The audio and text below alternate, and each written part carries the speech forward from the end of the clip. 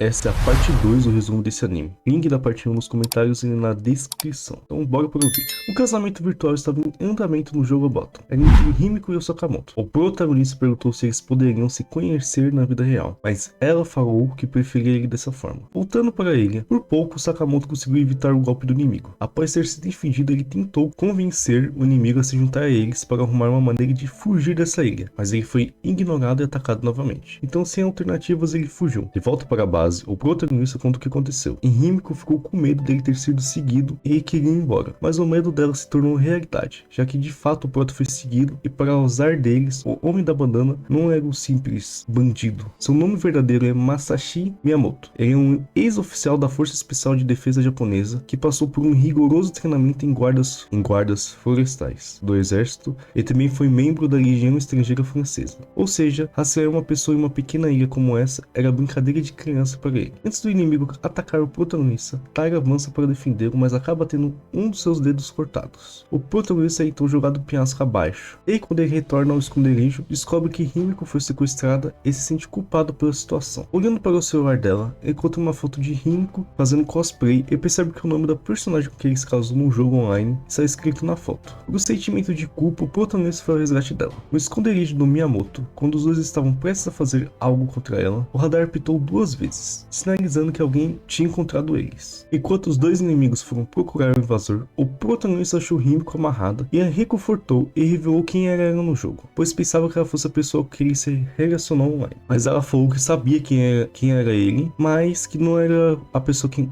ele estava falando, já que ela não era uma jogadora frequente. E após ter feito uma armadilha, o protagonista acabou matando um dos inimigos, que era o mais fraco. Infelizmente, quando Sakamoto matou um dos inimigos, o mercenário acabou capturando Himiko e desafiou o protagonista no famoso X1.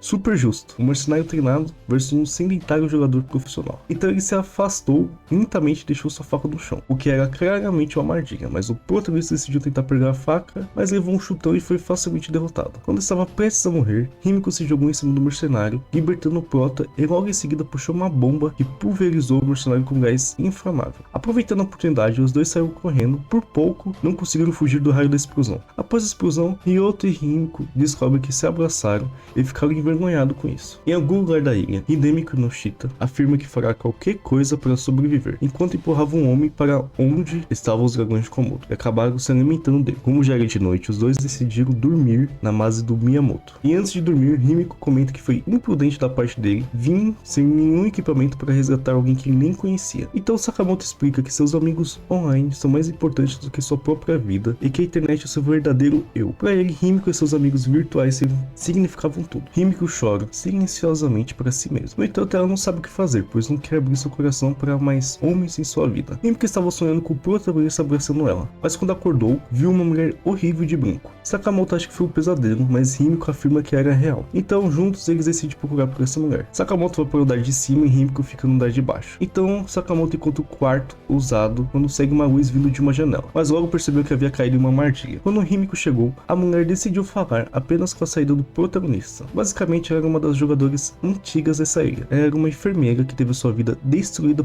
porque protegeu a carreira de um médico que ela admirava. Mas esse mesmo médico apontou para o juiz que foi ela que fez merda, jogando toda a culpa para cima dela. Então, certo dia, ela recebeu uma carta que perguntava se havia alguém de quem ela gostaria de se livrar. Corta a cena e mostra ela na ilha com o médico traído com ela. Ele fala para deixar o passado para trás e que era para eles trabalharem juntos. Mas após ter conseguido chips suficientes para fugir da ilha, ele atraiu novamente. Então no dia seguinte, os dois retornaram para onde estava o Taira. Enquanto isso, Masahito Date chegou onde estava o Taira e se perguntava por que estava aqui novamente. Sim, esse é o médico que traiu a enfermeira. Quando voltaram para a base, descobriram que o médico tinha encontrado com o Taira e estava cuidando dele. Depois que Sakamoto viu que nenhuma das bombas dele haviam sido usadas, ele decidiu deixar o médico ficar na base. Mas ele não sabia que secretamente o médico estava planejando maneiras de usar eles para seu próprio benefício. Então nesse exato momento, um avião novamente passa e joga algumas passas não muito longe dali. Quando chegaram lá, perceberam que havia 6 inimigos nas proximidades, sendo que 2 recuaram e outros 2 estavam bem perto deles. Não demorou muito para um confronto acontecer, quando Sakamoto se encontrou com um homem de óculos de sol. Eles lutaram rapidamente até que Sakamoto conseguiu pegar uma das pastas, mas o seu inimigo facilmente conseguiu pegar de volta e pulou do penhasco para o mar. Como ratos esperando o momento certo para agir, quando Kira e um velho estavam observando. Quando viram que acabou,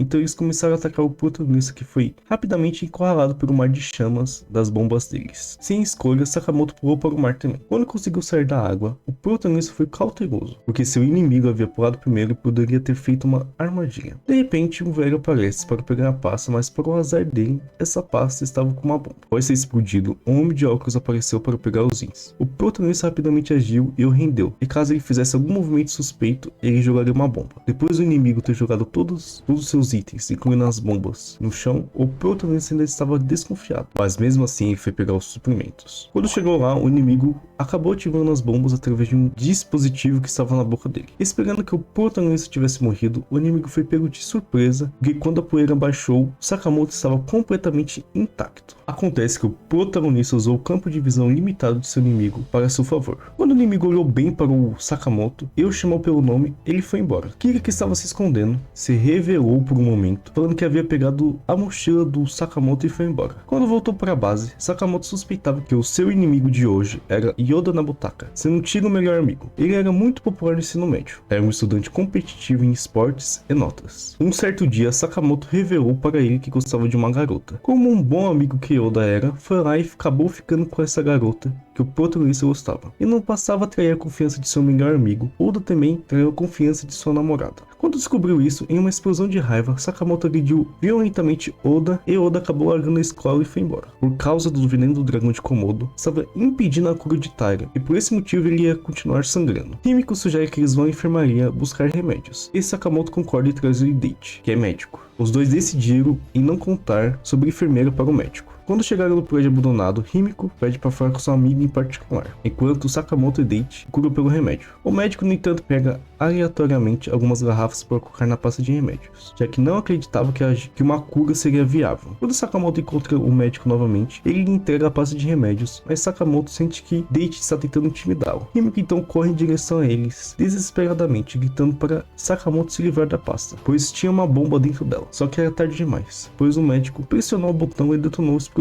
Enquanto ria igual um psicopata, o médico caminhava até Himiko, que ainda estava atordoada com o que aconteceu. Quando ele estava prestes a matar ela, a enfermeira apareceu e atacou o médico. Então passa um rápido flashback. Durante uma conversa, Himiko explicava a situação quando a enfermeira reconheceu o médico como um homem que a havia traído. Nesse momento, a enfermeira alertou que ele havia colocado uma bomba na pasta que foi entregue para o protagonista. Depois de um rápido conflito entre os dois, o médico acabou deixando a enfermeira inconsciente. Então ele trocou de alvo e jogou uma das bombas de Sakamoto na Himiko. Mas ele foi pego de surpresa porque a bomba não explodiu, apenas ricocheteou nos peitos de Himiko. E logo em seguida surge o protagonista. 5 minutos atrás, quando viu Himiko gritando, Sakamoto rapidamente jogou a mala e se jogou em um buraco que tinha no chão. Sem escolhas, o médico sai correndo e esperava levar o protagonista para uma das muitas bombas que ele tinha espalhado pelo prédio. E quando finalmente ativou uma delas, descobriu que ela havia sido mudada de lugar e que quem havia caído em uma armadilha era ele. Então a parede perto dele explode. Então Himiko chega e conversa com Sakamoto sobre não poder confiar em Date, que ele planejava matá-los. A enfermeira aparece e diz para eles que não devem sujar as mãos. E após algumas conversas, ela acabou perdoando e poupando a vida do médico. Resumo de tudo, ela mereceu ser traída e provavelmente vai ser traída de novo. Boa demais. Depois de um dia cansativo, era a hora da folga. Himiko estava tomando banho, enquanto Sakamoto era o guarda-costas. E ele foi informado claramente que não era para espiar.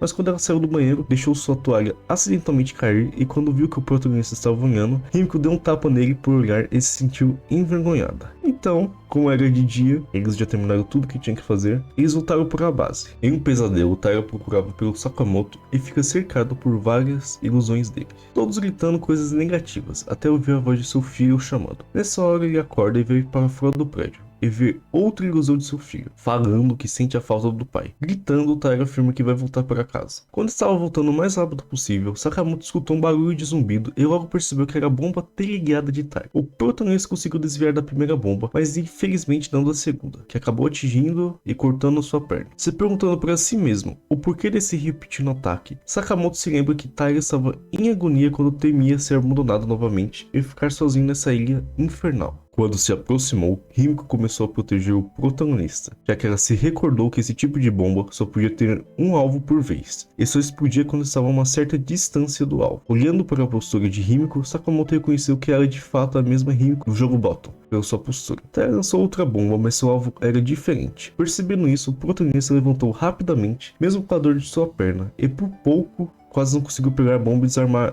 ela. Quando conseguiu fazer isso, Sakamoto se levantou e usando seu radar viu Taira fugindo. Mas de repente, Taira tropeçou e caiu onde estavam os dragões de Komodo, que o cercaram. Vendo a merda que fez, Taira pede desculpas para o Sakamoto, Himiko e sua família. E após isso, a única coisa que se ouviu foi o som de uma explosão, que foi ativado pelo Taira, que preferiu se explodir do que ser devorado vivo. Mais tarde naquela noite, Sakamoto lamenta pela morte de seu amigo, e falou para Himiko que planejava deixar essa ilha. Quando escutou isso, ela deu suas fichas, incluindo as delas mesmo, para ele sair dessa ilha, e logo em seguida pede que Sakamoto a mate. Obviamente, Sakamoto recusa e a reconhece como o avatar de Himiko do jogo, então os dois dão as mãos antes de se beijarem. E não perdendo tempo, o protagonista empurra Himiko do sofá, mas percebe que ela estava tremendo devido a todos os acontecimentos na ilha e também o que aconteceu no Japão. Vendo que não era uma coisa boa para ela, Sakamoto para e fala para Himiko que eles vão voltar juntos para casa e fazer coisas juntos como um casal. Enquanto isso, no Japão, as pessoas responsáveis pelo jogo estavam indo de helicóptero para a ilha, falando que iriam consertar as coisas na ilha. E é isso mesmo que você está pensando. Esse foi o fim desse anime. Terminou em aberto, mostrando as coisas que estavam por vir, mas infelizmente, como não fez muito sucesso no Japão, não irá ter uma segunda temporada. Recomendo que aqueles que gostaram do resumo desse anime leiam o mangá. Mesmo que o final do mangá seja meio viajado e um pouco ruim, a obra no geral é muito boa. Se curtiu esse vídeo, se inscreva e deixa o like. E então, até o próximo vídeo.